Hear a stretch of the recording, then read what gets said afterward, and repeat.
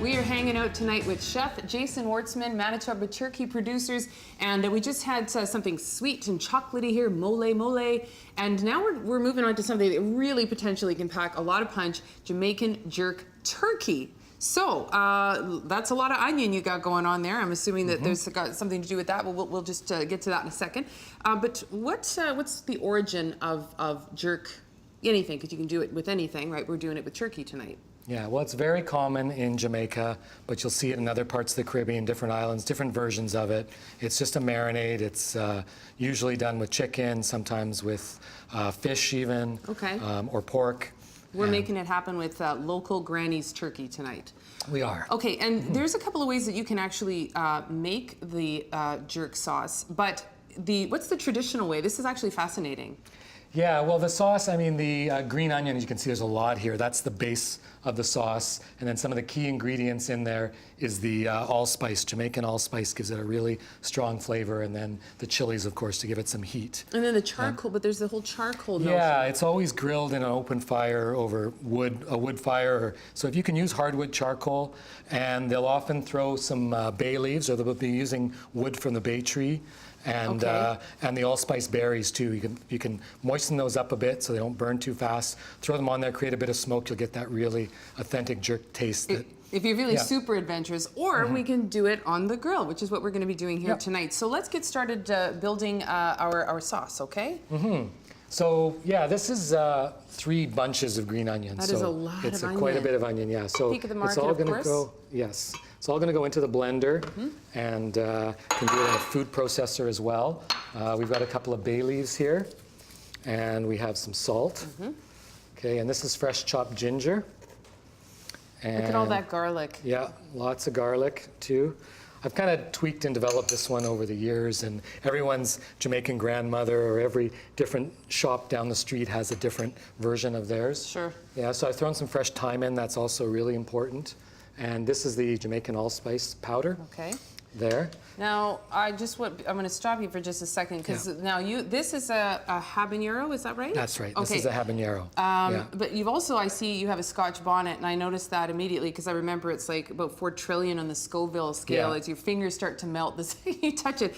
So you can really elevate the heat of this dependent upon your tolerance, you right? can. Yeah. And the habanero is not mild either by any means. No, I know this. So that's why I was like, whoa, he's got Scotch bonnet. I started to panic a little bit. Yeah, so this would be medium to hot. This would be very hot.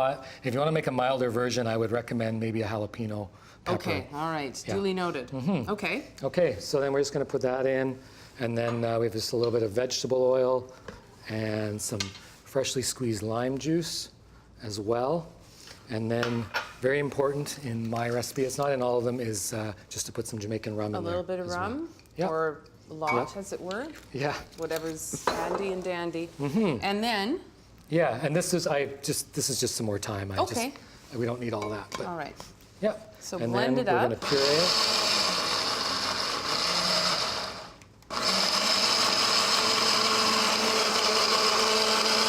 And it's going to turn very bright green, as you can see.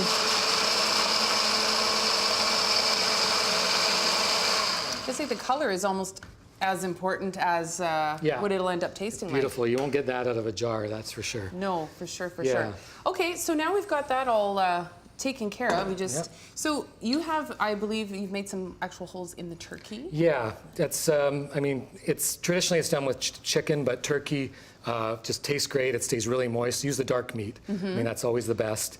And so yeah, I poked some holes in it to penetrate with the marinade. And about how long does this have to sit for it to take effect? Like, is there a minimum time? Because you can probably leave it, for ideally a day would be a minimum. Okay. All right. Yeah, like to see. It's never great to rush a marinade like this. Okay.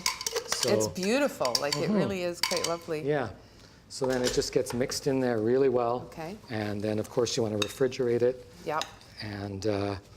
And then just let it sit for as long as possible. Now, as far as once it's actually done, can I flip these? Should I flip them? Yeah. So these have been grilling for a while. So you can sort of see the nice grill marks on there, right? Yeah. If you flip it, see we got some really nice grill marks on there. But you were saying you could also actually bake these in the oven. Did I hear that Yeah, right? yeah. If you don't have that other option, yeah, you can just bake them in the oven. This is still better though, because Yeah. look at that. It'll taste impressive and Yeah, look impressive and being as such well. big pieces of turkey, will take a while to cook for sure, like about 45 minutes probably. And do you need to rest this at all once it's done, or? It wouldn't hurt to rest it, yeah. Okay. And there's the huts all over the streets in Jamaica where they're cooking this Yeah, stuff how do they serve it? in the How do open they serve fire. it? Well, what they will do is they'll just put it on a cutting board and they'll take a big cleaver and they'll hack it into pieces. They'll wrap it in a banana leaf, and it's really And off you go. You know, take the first takeaway food. Right on. Well, you know what? This has been absolutely fascinating. All of the different complex flavors. You got to try this one. We're coming up next. Just give me a hand with the pronunciation here. Turkey banh mi or mi? Banh mi. Banh mi. Okay, Yes. it's a Vietnamese sandwich. We're going to have some fun with that when we come right back on Great Taste of Manitoba. Manitoba Agriculture's Food and Farm Awareness Week is a great opportunity to talk to a farmer about where your food comes from. Visit greattastesmb.ca for more info.